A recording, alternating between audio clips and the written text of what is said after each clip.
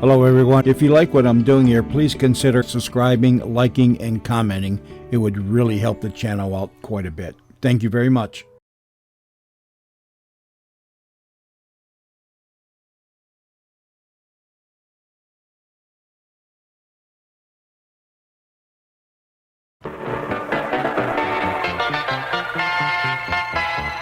We're those news people. CBS Radio for the Midwest. News Radio 78, WBBM, Chicago. Joan Loring stars in License to Kill next on the Mystery Theater on News Radio 78. The CBS Radio Mystery Theater presents...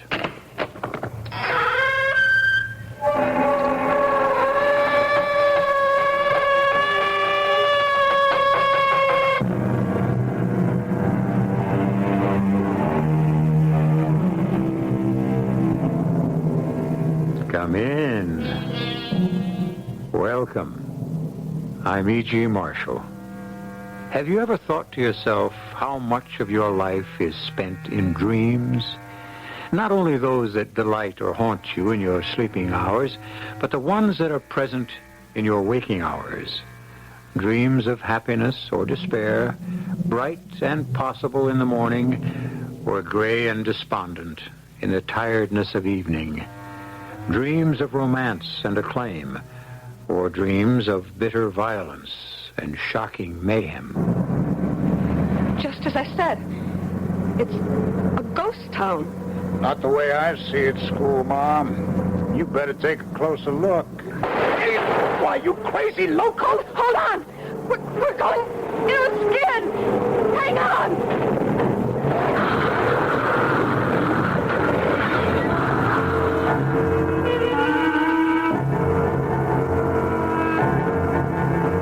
Our mystery drama, Ghost Town, was written especially for the Mystery Theater by Ian Martin and stars Lois Nettleton. It is sponsored in part by Anheuser-Busch Incorporated, Brewers of Budweiser, and Buick Motor Division. I'll be back shortly with Act One. When you say Budweiser, I was getting off the super slab when this sweet thing says to me, if you got them ears on, beer man, go to channel 23. of course, my home 20 is just about 2 miles up this old road. That base station sweet thing knows I'll haul the deadhead load, so she says, But I'll tell the world I know what makes it all the way. mercy sakes, then she says, But you've gone as far as you can go to get the very best. she's got the king of beers for 100 years, 10-10 and on the side. And I'd love to hear that sweet thing say at the end of every ride, there is no other one. There's only something left. Because the king of beer is leading all the rest. When you say Budweiser, Just go 10-7.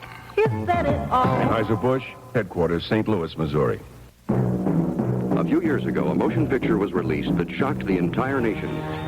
Poor white trash. Who are they? Live like animals. Which is what they are. Who are poor white trash? I ain't crazy.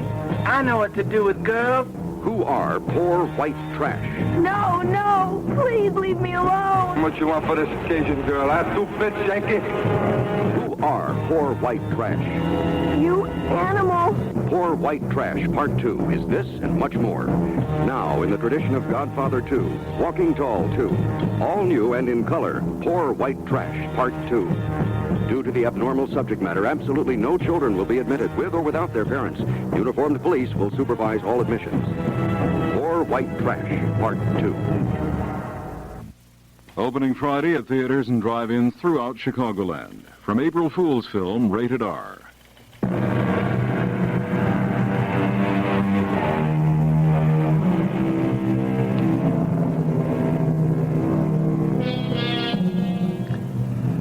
From Salt Lake City, if you were driving on vacation and wanted to wander through fresh countryside, you could forget Interstate 15 into Los Angeles and choose Route 6. And if you were Sarah Conway, teacher, looking for general background for your doctorate and preparing your thesis on the gold rush that shaped American history, you might wander even further afield into that dread nightmare desert known as Death Valley. And in it, to a place beyond death, a ghost among ghosts. Well, Sheriff, still here? I got to get a statement from Miss Conway. Finish the autopsy? Yes. I want to talk to you about that. I'm going to want to talk to you about it, Doctor. But first, if there's any chance that Miss Conway might... Oh, no, don't worry about that. A night's rest, medication, supportive treatment have done her wonders.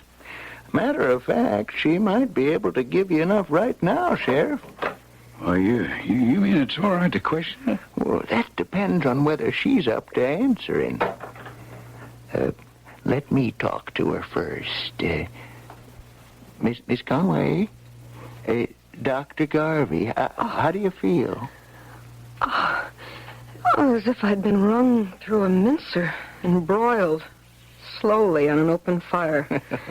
So you have, in a sense. How's the headache? From the accident? Mm-hmm. Oh, that one's gone. I have another one now. What happened? That's what we'd like to know. We? Yeah, Sheriff Brenner is with me. Howdy, Miss Conway. We sure are mighty sorry to bother you. Oh, I wish you were all that had to bother me. Des, I mean, well, you know who I mean. Even if I don't know who I mean. Is he dead? You mean Desmond Pogue? Yes. The man who was found with you near the car, if that's his name, he is most assuredly dead. You sound strange, the way you talk about him. Do I? Well, I gather you feel a little, strange about him yourself. Yes. Oh, yes. My car?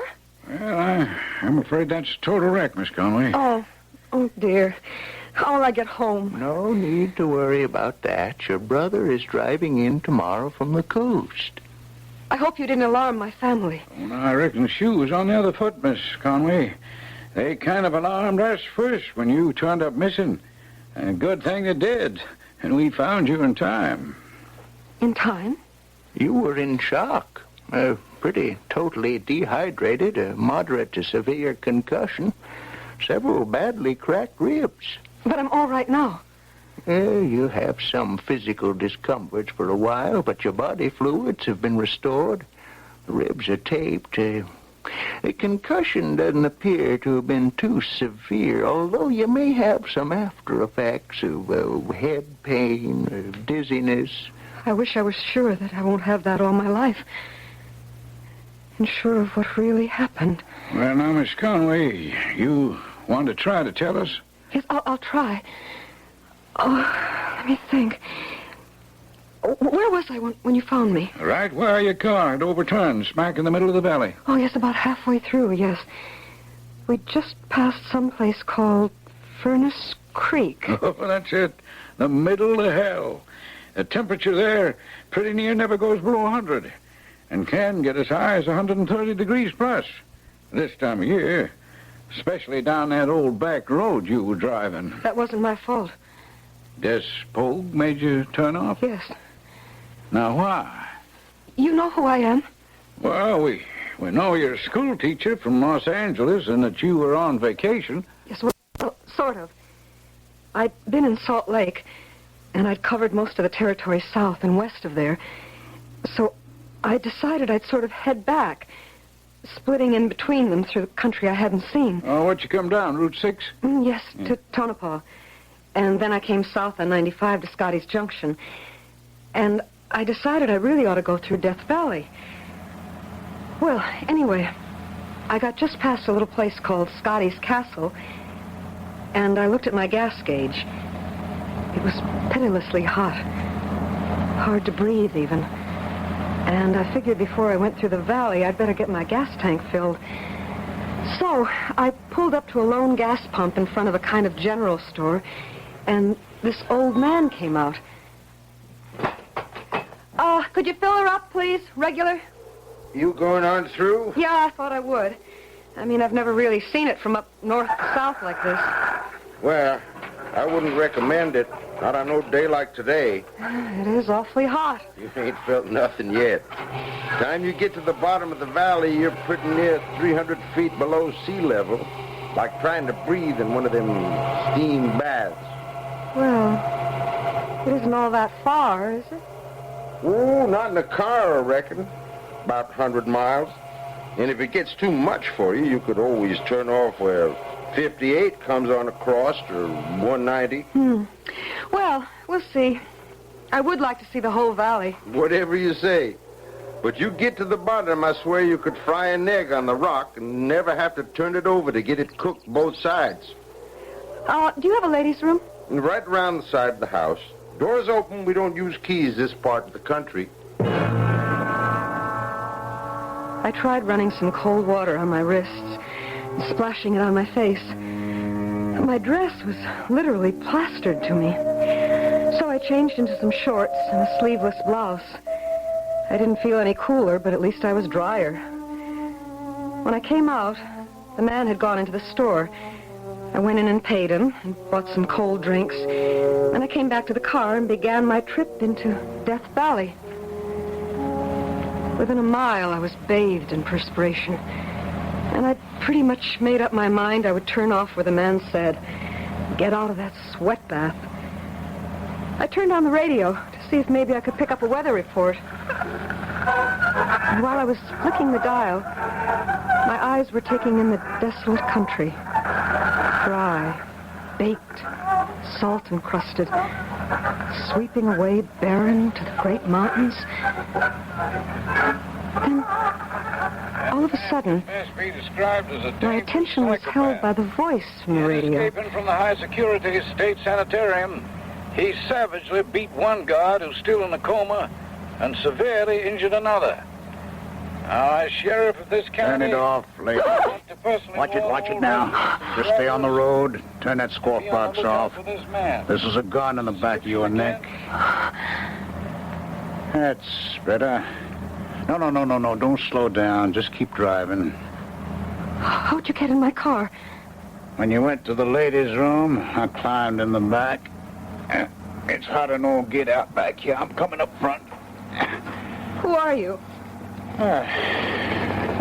I'm a dangerous nut. Didn't you hear? You mean you're the man? The one the sheriff was talking about? That's me. Des Pogue. What's your name? Why, Don't make no difference to me. All I want is just a handle to call you. My name is Sarah Conway. You're a right cute little kitten. What are you doing heading into Death Valley all alone? Well, I'm on my way home. To where? Los Angeles. From where? Well, the last big city I was in Salt Lake. Why'd anyone in his right mind pick this route to travel? Curiosity. Oh, yeah? You know what that did? Killed the cat, didn't it? Or maybe the kitten? What was you so curious about? I'm interested in anything that has a gold mining background. Oh, yeah? How come? As background for my doctor's thesis. What are you, school teacher, something like that? No, not something like that. I am a school teacher. Tell me something. When they had me locked up, long ways from here, I did a lot of reading. I'm no educated man, but there was this thing I was trying to puzzle out. Maybe you being a school teacher could help. What were you trying to puzzle out? You believe in the notion of the bad seed? Like if you plant some cactus-like and the first seed ever has got something wrong with it? Why, every plant that old cactus throws from then on in would be the same? Well, if you want my opinion, I'd say that was a generally exploded theory. Oh, yeah? How come you think you know so much, little old kitten schoolma'am? You ever hear the real Des Pogue? I don't understand. His real name was Desperado. What are you slowing down for? Well, we're coming to Route 190. This is where I turn off. Oh, no, you don't. Not now. You're taking me where I want to go. Where's that? You just keep on driving down to Furnace Creek, and then I'll tell you how to swing off to where we're going. But where are we going? Well, we're going back to Bone Dry Gulch to see if I can meet up with the first Des Pogue. The one I was telling you about. Near as I can figure, my great-great-grandfather. But that's 4 generations. He'd have to be dead for nearly 100 years. Now, see, Miss Schoolma'am, that's something I come a long ways to make real sure of. And if I can fix it right, I'm going to make certain sure he did die, good and proper. So I could never have been. You just keep on driving, ma'am. Unless you want to join the both of us.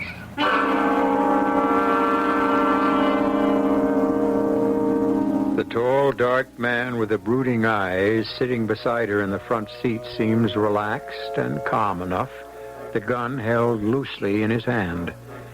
But his fixed gaze and his irrational statements constantly stir the butterflies in Sarah Conway's stomach and send worms of fear wriggling along her backbone. For there is no question that Des Pogue, if that's his name, is stark, staring mad. I shall return shortly with Act 2.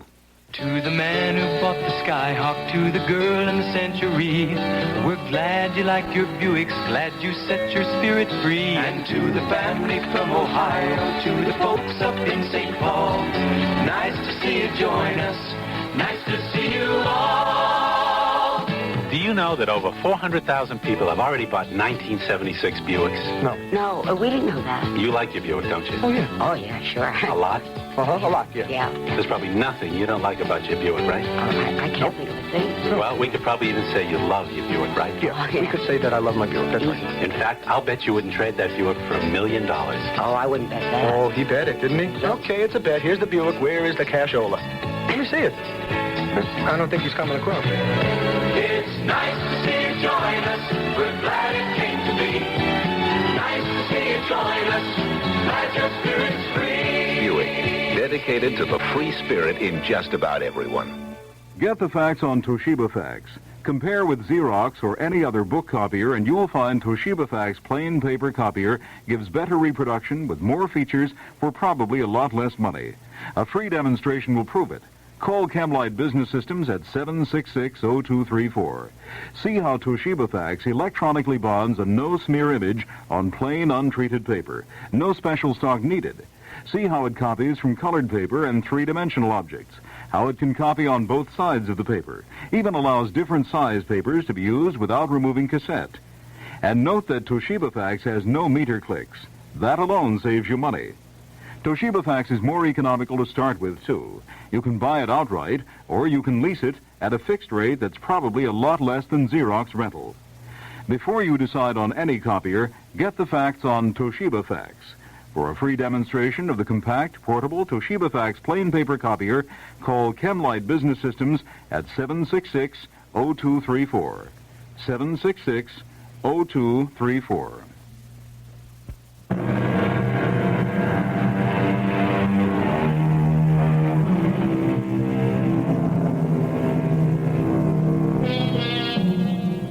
Sarah Conway's small, capable hands are white-knuckled now from grasping the wheel so tight. For 20 miles since they left Furnace Creek behind them, the man beside her, his eyes hooded, has sat immobile. But the big, muscular hand that holds the gun is steady, and the barrel is sighted straight towards her heart. Then, all of a sudden... You can start to slow up around this bend. What for? There ought to be an old road forking off to the right, going on down deeper into the valley. I don't think there's any road along here. Of course there is. How else do you get to Bone Dry Gulch? But it doesn't show on the map. I reckon it might not at that. Bet the town don't either. The town? Bone Dry Gulch. I thought you were talking about a place. There isn't any town of Bone Dry left. Well, I've read about that. Now, hold it. Ah, there she is. Right there. There what is? The road. Can't you see it? That's scarcely better than some old outgrown wagon tracks. I can't drive down that. Well, Miss Sarah, man, we just purely ain't gonna walk in this here heat. Go on, start a-going and turn off. But it's too steep. I wouldn't want you to come to no harm, but I can't drive. And I can't leave you behind. And I don't want to use this gun. Less than I have to. All right, I'll try it.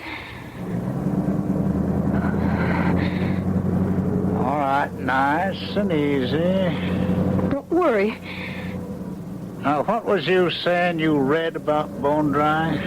Oh, it isn't there anymore. The town, I mean. All it is now is a ghost town. That a fact? I only know what I read. What did you read, ma'am? Well, sometime after the Civil War, there was a gold strike here. I guess most of the claims weren't worth working because all the settlers except one sold out to one man. Oh, I've forgotten his name. Well, that'd be Revette Chalmers. I guess we read the same books, ma'am. But the vein petered out, and the town was abandoned. Is that what you're here for? Looking for gold? No. I'm looking for something a whole lot more precious. What? If I was a preacher, I guess I would say my immortal soul. I don't quite follow you. Well, that's just it, you see. I hope no one ever does. And no one ever should have followed down from the very first. The very first? That was a rich load while it lasted, ma'am. And no one sold out his claim who wasn't forced to, which at the end was all but one. A man named Ross. Oh, yes, that's right. He made the first strike, didn't he? Yes, sir. And Revette Chalmers couldn't get him out fair and square. So he sent for the man called Desperado Pogue. Only nobody dared call him that first name to his face. They made do with Des Pogue. Your ancestor? Who came here to Dry Gulch a lone hand and left, as I believe, the same way. He never should have planted his seed. He should have died and ended there. Instead, somewheres in a long line I came from to murder and maim and hurt and kill when his black mood is on me. The sins of the fathers, I didn't ask for them to be visited on me. I want to bring them back and lay them where they belong, on his shoulders, in his black heart. And since I can't seek forgiveness from the Lord, to wash me out as though I had never been. But you can't go back over a century. Oh, why not, if the Spirit wills? Look there. Look below us. Waiting for me, just as I said, Bone Dry Gulch. Well, just as I said. A ghost town. Oh, not the way I see it, schoolma'am. You better take a closer look. You crazy! Watch it! We're going into a skid! Hang on!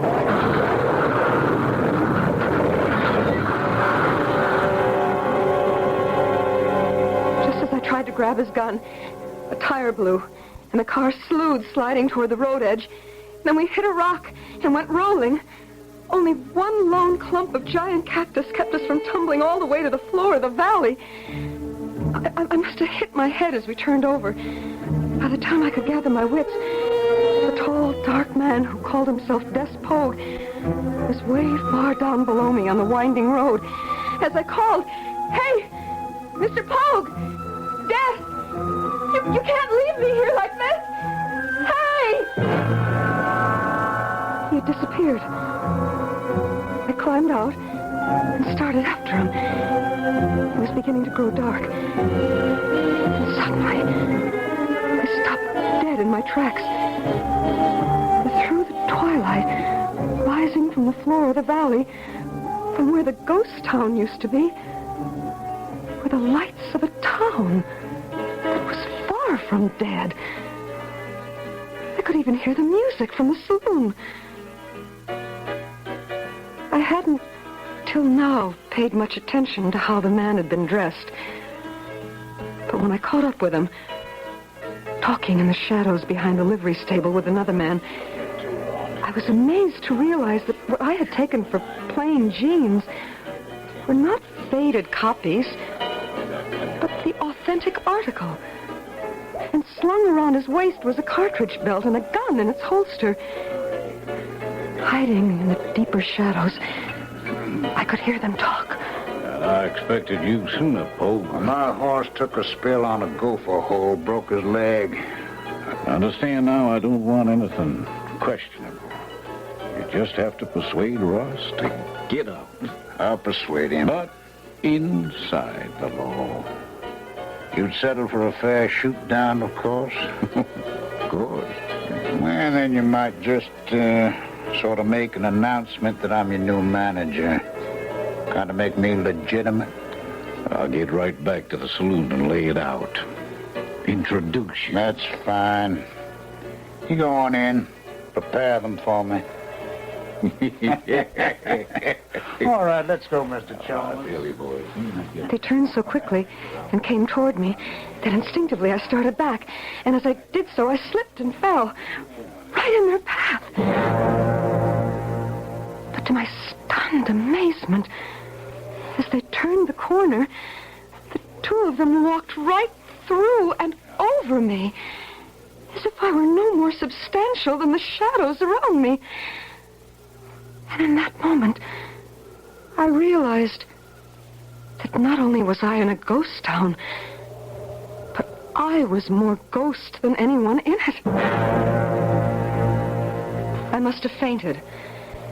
When I came to, I found I was being lifted by a tall, fair-haired young man. There. You just take it easy, Miss Ross. I got you safe. Take you right to the buggy. Who are you? Oh, it's Chad Stevens, ma'am. Your daddy took to worrying when you didn't come back from town before dark and sent me on in from the mine to check up on you. It's a good thing I did. Why? Well, I found your line right here by the stables. Heat must have got to you. You feel right enough to sit up on the buckboard seat, Miss Sally, or would you rather lay down on some blankets in the back? Oh, no, I'm all right. Chad, did you say? When I used there to tell me you don't know who I am, I know you're not yourself. I have to admit, tonight I'm not. Well, now what's wrong, Miss Sally? How come you didn't pull out of town before dark? I got caught up in what Revette Chalmers was up to behind everyone's back. Mm-hmm. Like what? He's bought himself a hired gun. Ever hear of a man named Pogue? Desperado? Oh, I surely have. If we got him in bone dry, we got just about as much as any man can handle. You know about him? How much? He's one of the deadliest guns in the territory, and if Revette Chalmers imported him, your dad's got his back to the wall. That's sure bad news. How do you know Pogue is here? I rode in with him. Well, from where? I saw him ride in. And I heard him meet with Chalmers and what they're planning to do. Well, I'm right anxious to hear that myself. But first, hey, boy, get up. Hey, you better get on back home and have a council of war with your daddy. Chad whipped up the horse that was pulling the buckboard to a steady lope. His own horse, bridle looped around the stern post, picking up behind us. I no longer knew where I was bound. What was infinitely more important, who I was anymore. Sarah Conway, B.A., M.A., headed for a Ph.D., or someone named Sally Ross, a century before my time, headed back to meet a father I wouldn't be able to recognize, with a man named Chad I'd never seen before in my lifetime. And suddenly, we were pulling up short before a long, low ranch house built of chinked logs and adobe. And a tall, silver-haired man had greeted me, lifted me down, and called me daughter. And the two of us were sitting out on a patio, where at least there was the faintest hint of a breeze stirring to help me try to gather my scattered thoughts together. So he's brought the gunslinger in. That right, little daughter? Yeah, I guess so. You told Chad the desperado was here. I said a man named Des Pogue was. Yes, well, that's him. I guess that means we're finished. You mean Chalmers is just going to steal the mine? At the point of a gun. Des Pogue's gun. The man is a killer, pure and simple. Oh, I'm not so sure about that. What do you mean, Sally?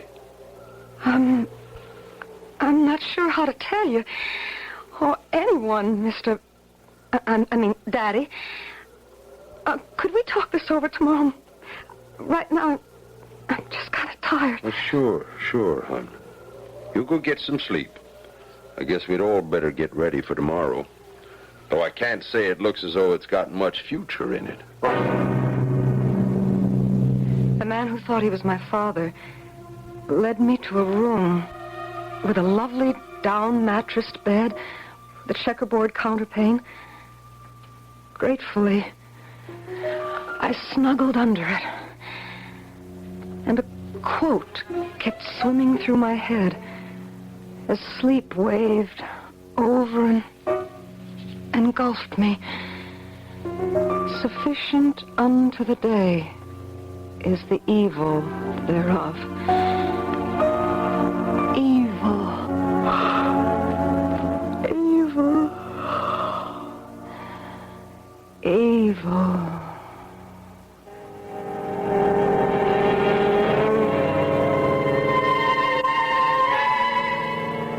But who went to sleep? Our teacher of today, the pragmatic, cheerful, competent Sarah Conway, or a girl born 4 generations before her, who lived in another century, a girl named Sally? And the link between the centuries, which aspect of the man is he? The sad, guilty Des Pogue fighting insanity and a kind of undying remorse, or the smooth, suave, impersonal gun killer of the 19th century? I shall return shortly with Act 3. And now, Coffee Rich, the frozen non-dairy creamer, presents Coffee Clocks. Tonight we join Richmond City's wealthiest widows as they chat over coffee. My dear, considering our wealth and position, what would you say we are? Rich, Mildred. Right, Hortense. And what are we drinking? Coffee, Mildred. Right, Hortense. Now, put the two together, and what have we got? Rich coffee. Oh, no, you ninny. In now our coffee. What's here in this pitcher?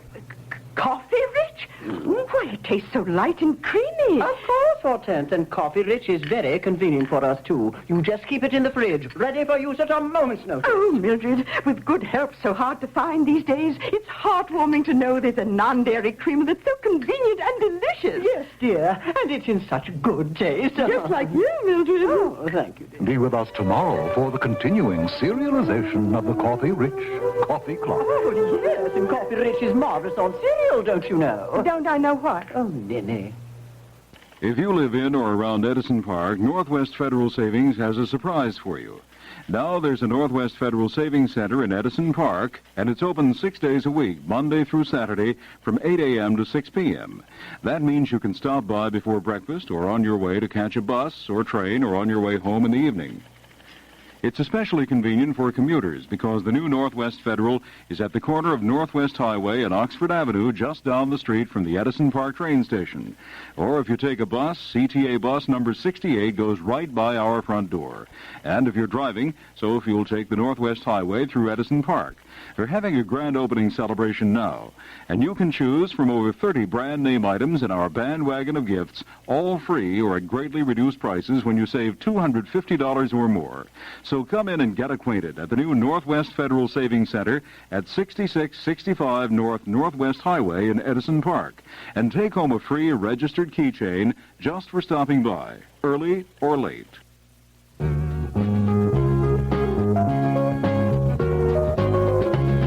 It's Northwest Federal Savings Time, 63 hours a week.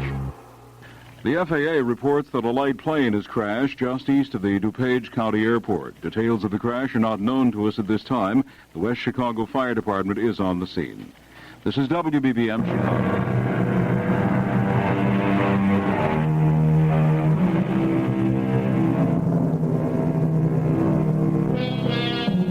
Night brings no relief in Death Valley, neither from the remorseless heat or from the problems of the day to come. From his window, tall, silver-haired Milburn Ross looks out into the night towards the mine that he first staked claim to and which he may have to give up. And in her bedroom, waking just before dawn, the girl in the bed lies wondering who she is. Sleep had been only a temporary relief. The layers of unfamiliar clothes, petticoats, the long, full-skirted dress that or the body I occupied, were stifling. But the physical discomfort was nothing compared to my mental one. I sat up, preparing to get out of the bed, and suddenly I realized a terrifying thing. The action was mine. Mine alone. The body of the girl lying on the bed still lay there, breathing gently, sound asleep. A knock on the door left me with an immediate decision. Try to burrow my way back into her body, or... Oh, but it was already too late, for the girl was stirring and answering. Yes? Who is it? It's Dad, honey. Can I come in? Just a minute, Daddy. Let me put on some... give me a minute. Take your time, Sally. The girl was looking at herself, amazed to find herself fully clothed. As I watched, she rose and went to a small commode. She took a pitcher of water from beneath and, pouring some of it in the basin on top, washed her face quickly. Then, completely unaware of my presence, she almost, like Desmond Pogue in Mr. Chalmers the night before, walked right through me. As she went to brush her hair quickly before she opened the door. Oh, what's wrong, Daddy? You dressed already, girl? Why? What time is it? Morning. Nigh on to sunup. May I come in? Of course. Sunup? This is the dress I was wearing yesterday afternoon. You mean I slept in my clothes? Reckon you must have. You was mighty strange last night. What happened to you in town? Daddy, hold me a minute. Oh, sure. Sure, little bird. I got you safe. No need to tremble. You're going to be all right. Just tell me about yesterday. That's just the trouble. So much of it is a blank. What do you mean, a blank? Well, I guess it must have been the heat. I forgot my sunbonnet. Oh, you shouldn't have taken a chance on a heat stroke like that. Oh, I know, but my hair's so thick and it didn't seem to bother. And I remember seeing Mrs. Warmden and Mrs. Davis and Jean Tatum and passing the time of day. And I put up the rig and the horse at Joshua Trent's stable, and I did all my shopping at the store. When was that? Well, the sun was pretty low by then. I spent a long time looking through materials. How are you feeling then? Well, just fine, Daddy. I remember everything so clearly till just after I met that strange man. What strange man? It was just after I got through in the general store, and I was heading back for the livery stable. The streets were all deserted and dusk was a-falling. We interrupt the Mystery Theater now to report that the West Chicago Fire Department tells us that a twin-engine plane crashed in the field inside an industrial complex in DuPage County. The fire department spokesman has told WBBM the twin-engine craft had 7 persons on board and all are dead at the scene. Further details of the crash as they become available. Now back to the Mystery Theater. What strange man? It was just after I got through in the general store, and I was heading back for the livery stable. The streets were all deserted, and dusk was a-falling. And suddenly, he came out of nowhere. This tall, dark man was coming down the sidewalk towards me. I wasn't paying him much heed till we got real close, and I realized he wasn't going to step aside for me. Ah, pretty young lady like you ought to look where she's going. Well, I knew where I was going. I expected you to step aside. Now, why would I do that? Any gentleman would. Who said I was a gentleman? Well, certainly nobody would now. Running right into me this way. Aren't you ashamed? Nope. What? I ain't ashamed. If I'd stepped aside, I wouldn't have you in my arms.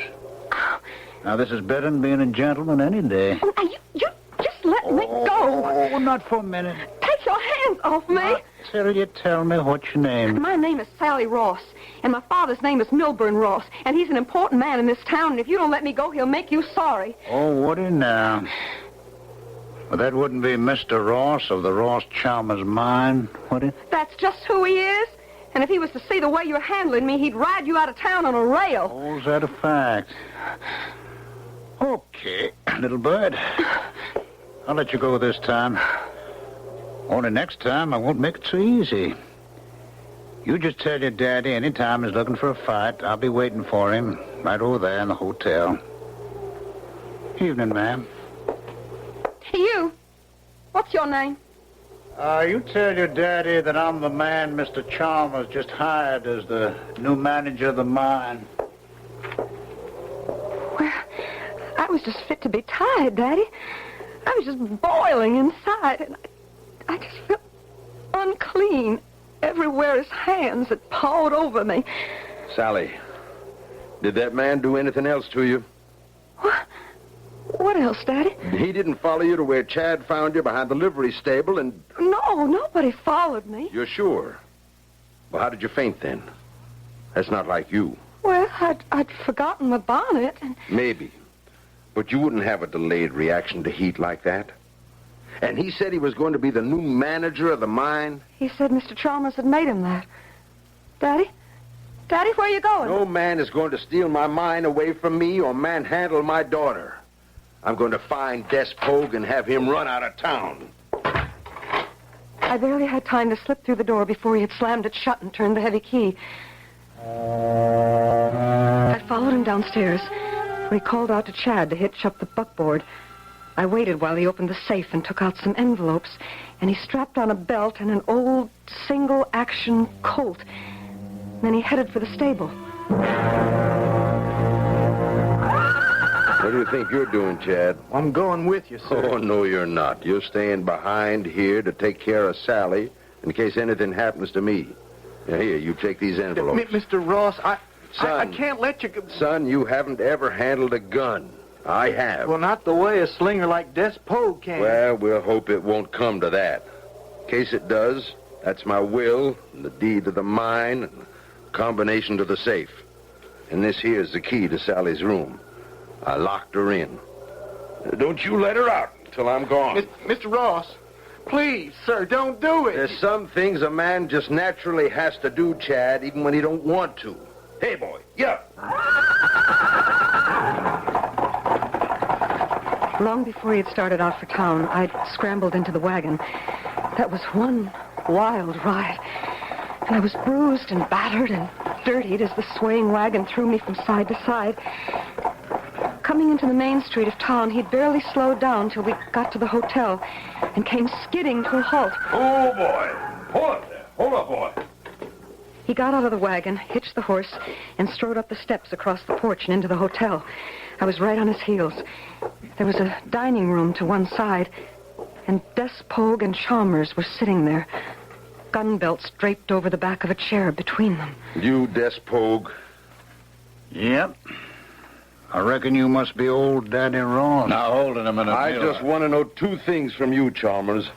Then you can go on talking, or keep your mouth shut. Oh, man, what are you so hard under the collar? Did you hire this cheap gunslinger to be manager of the mine? Well, now, you know we need a good manager to keep the man in line. That's my job, so you can fire him right now. Now, just a minute. If you're all riled up... All right, then I will. You're fired. Now, go on. Get out of town. You're mighty brave with a gun in your hand, ain't you? On your feet. And start marching. No, old man. Won't work that way. See, I kind of taken a liking to that baby doll of yours. So even if I was to leave town right now, I'd be back with another gun. No, sir. Only one way I'm leaving this town. In a box. You want to shoot me so they can put me there? I ought to shoot you down like a dog. But I can't. So we'll just have to settle it outside. Strap on your gun. I'll be waiting for you. I knew Mr. Ross didn't stand a chance against a killer like Pogue. So while they were talking, I kneeled and pulled out Des Pogue's gun. Flipping open the cylinder, I shook the shells out onto the rug beneath the table, swung the cylinder back in place, and slipped the gun into the holster. I kept my fingers crossed when Pogue hitched on his belt, but he only flipped the butt of his gun a little to make sure it would slide out easy on the draw, and followed out onto the street. That's all I remember, Sheriff. Till I came to, trapped behind the wheel. And Des Pogue lying out there in the dust. The way we found you. Yeah. I'm sort of tired now. Well, that's quite enough. Come on, Sheriff. No, just one more question. You know we found this gun lying on the seat beside you. That's the gun the man in the car had. The one who said he was Des Pogue. Yes. You can identify it? Yes. All right, Sheriff. That isn't one question. It's three. Now out. All right, I'm going. Wait a minute. I'll join you. Some story, huh? Yeah. Now, what would you call that as a medical man? Hallucination? I wish I knew. You know, it's a funny thing. There was a real Des Pogue, you know. I remember my old granddaddy used to talk about him. What happened to him? Well, I don't guess anyone really knows how he ended up. Was the man who abducted Sarah Conway, was his real name Des Pogue, too? Well, now, we're going to have to check that out. There's some fellas on the way down from the state asylum to identify him right now. You know, I'm kind of sorry to think that poor little lady in there had to shoot him dead. Well, you don't mean to bring charges against her? Well, got to, just as a matter of form. I'm sure it'll be written off as self-defense. If I were you, Hiram, I'd figure out some way the gun just went off in his hand. Or either he died by accident or maybe suicide. Well, why? You asked me if Sarah Conway's story was hallucination. I said I wished I knew. I'm going to tell you why I said that. The gun you're holding is a modern .38 caliber double action, right? Yeah. So chew on this. You know, guns are a hobby of mine. I qualify as an expert. The bullet that I dug out of the corpse, whoever he was, isn't made anymore today. And it couldn't have come from that gun. That bullet could only have been fired by an old Colt single-action .44.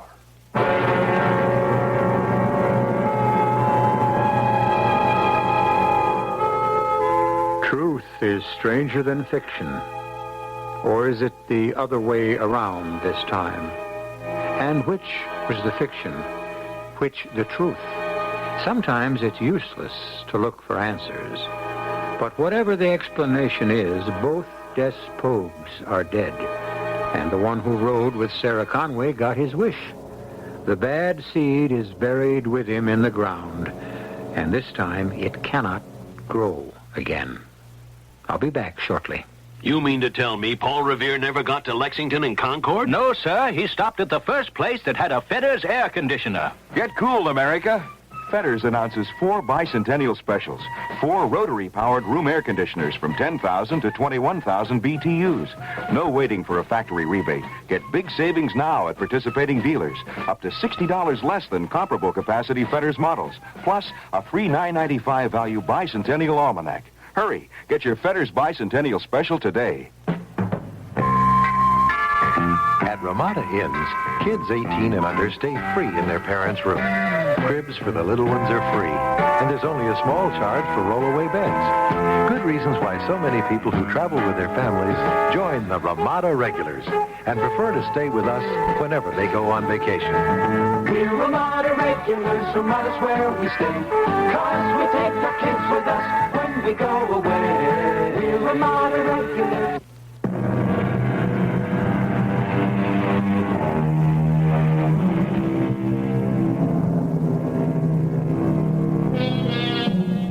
There was some delay in the arrival of the men from the state sanatorium.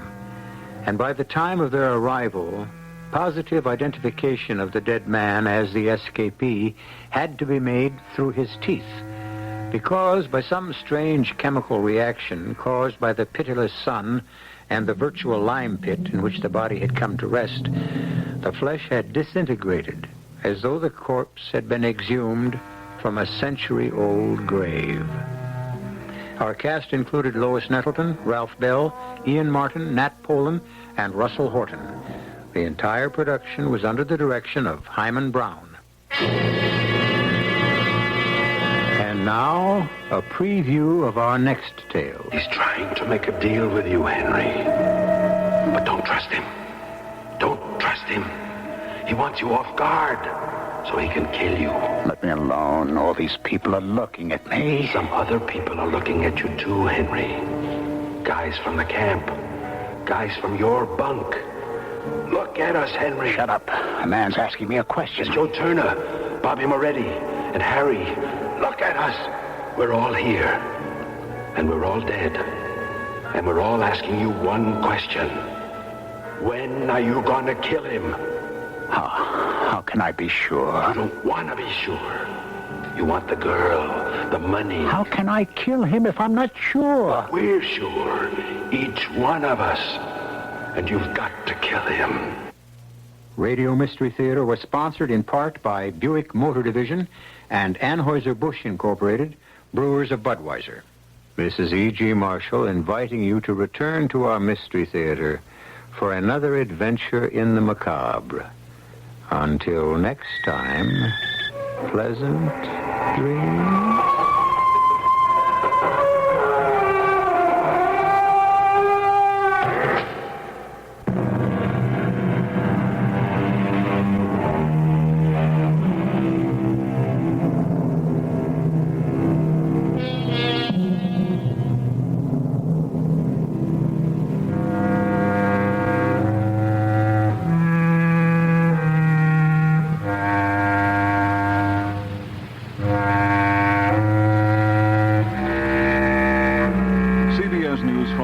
WBBM Chicago.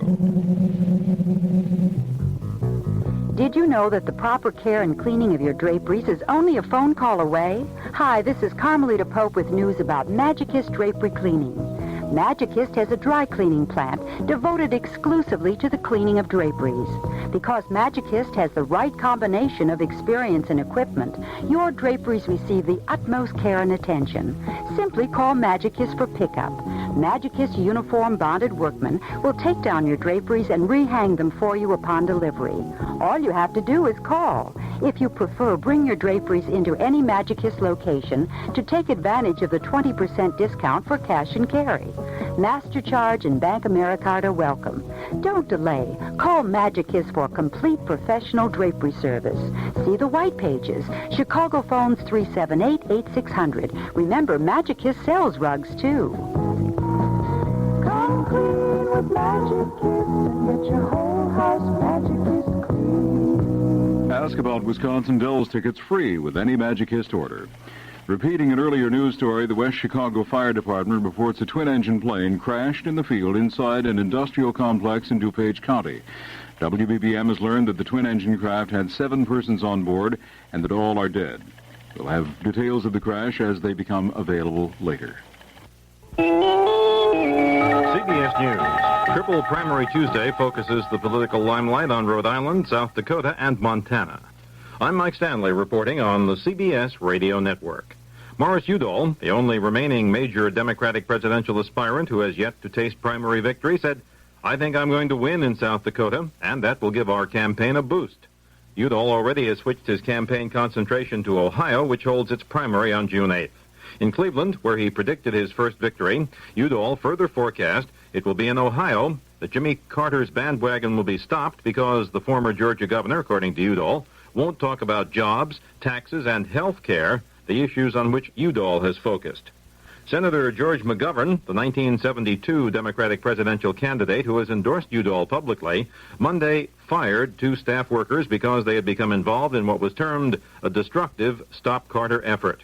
Carter, who campaigned in Rhode Island in the morning and Ohio in the afternoon, expressed his gratitude to McGovern and blamed the Stop movement on Washington bureaucrats and politicians hoping to preserve their positions of influence.